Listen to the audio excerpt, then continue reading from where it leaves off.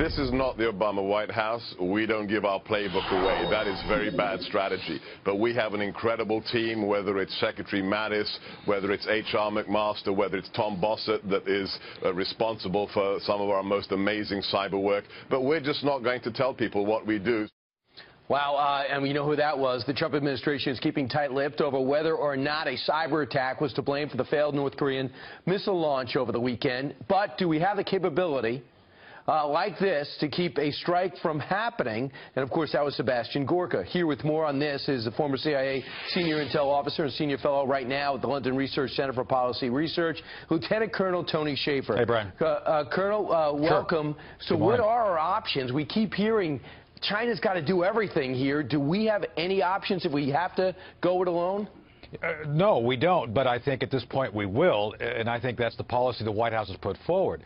And to your point, to Seb Gorka's point, look, Brian, we've been working this issue since the early 90s, since they became nuclear, and we do have a range of capabilities to include those I would say dark arts, the issue of cyber and other things like that. So I think we're a lot further along than people understand, which is good. With that said, I think the reason we're here is because the Obama administration, who, by the way, Brian, had all these capabilities, just chose not to use them. So the strategic neglect by the Obama White House has left us with a limited number of options. Most of them have to be very aggressive. But the answer is, yeah, I think there's a pretty good chance we probably did something to interfere with that missile launch over the weekend. Yeah, Colonel, I hope so. But, of course, it doesn't do anyone any good to claim it or pound our chests about it. That's right. Colonel, strategic patience. I think you misspoke. But, by the way... No, I meant neglect. No, I know you did. I'm being sarcastic. But I also like to add this. So the president says to President-elect Trump, by the way, your biggest problem is North Korea, which I ignored for 8 years, which I think people seem to be glancing over. I did see over the weekend we have two responses if military is an option. We have a brand new microwave way of getting underneath the ground and possibly bringing all electronics to its knees in North Korea, whatever's left. And we have an MOP that penetrates 200 feet below the surface that could stop their nuclear program. Real quick, something happened in Turkey this weekend that you want the American people to know about. Well, look, President Erdogan essentially had a referendum that he barely won, which actually gives him enormous power. It gives him essentially the power of a dictator. So let's remember, Brian, that Turkey is a NATO ally, but they've been an erstwhile one who has not been very helpful in the war against ISIS and other things. So President Erdogan coming in with new powers is very likely moving Turkey towards a position of him being a dictator and calling for no further elections. So this is a real danger to both the Turkish people and to our alliance with the Turks. This is no small issue, and I think we need to take great notice of Turkey and where it's going right now as well. Colonel, he essentially said, goodbye, Parliament. I'm doing this myself. Even though he had total control of the media, he only got 51% of the vote. This is unbelievable. It really, they've said, I think in the Washington Post today, they put Turkey, 1917 to 2017, it's the end of the republic. So I don't know what that's going to do for our relations, but I sense nothing good. It's a real danger. Colonel, thanks so much. Right. Thank you, Brian.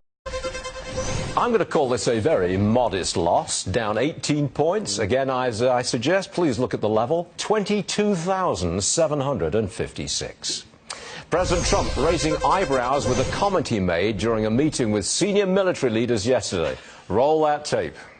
You guys know what this represents? Well, it's the calm before the storm. What's the storming? Could be the calm before the storm. What storm is We have the world's great military people in this room. I will tell you that. And we're going to have a great evening. Thank you all for coming. Thank you. What storm, Mr. President? You'll find out. What storm, Mr. President? You'll find out. Mike Baker's here. Take your head out of your hands there, mate. This is a former CIA covert operations kind of guy. Have you any idea? Would you like to wildly speculate on what the president means by the calm before the storm? Well, first of all, that smile that he had after he said it looks like my cat after he catches a chipmunk. Right? And so, would I like to speculate? I don't think speculation is ever helpful in anything. And I don't think there's anybody on this planet, short of the president, who knows what he was referring to at this point. I don't think he was specifically referring to anything. It's always extemporaneous with him. It's always just something off the cuff. Something flies out or he tweets something out.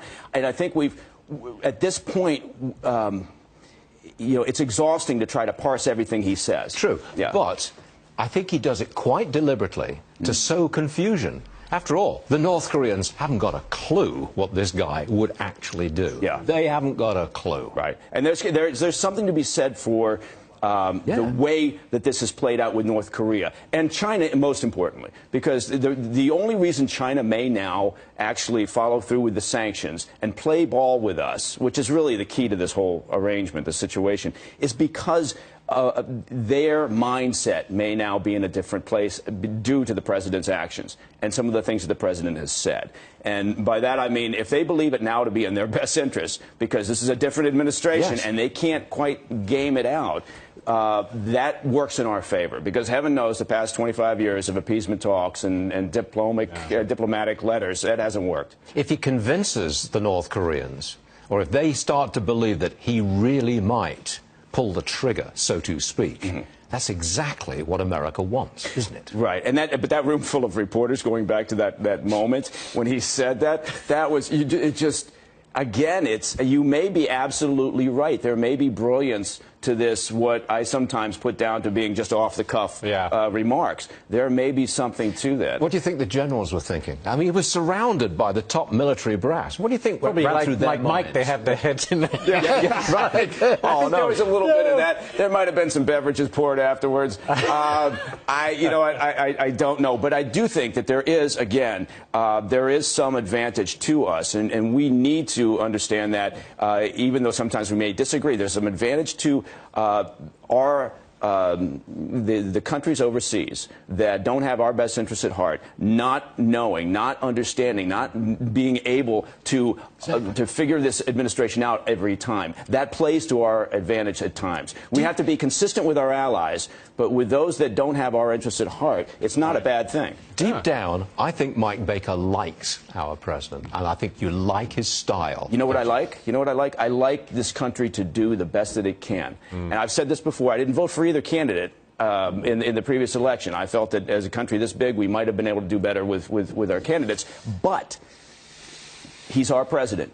He's my president. And I want this administration to do well. I want this country to succeed. Right. And anybody who doesn't, it's exhausting watching the resistance and the never-Trumpers constantly bang away at this president.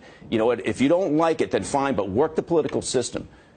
Stop with the constant yammering and whining. It's like my 6-year-old, Muggsy, who when he doesn't get what he wants, when he doesn't get what he wants, he's just always bickering and constantly complaining. It's like the resistance. Mike Baker, I'll repeat it. You're all right. Thanks.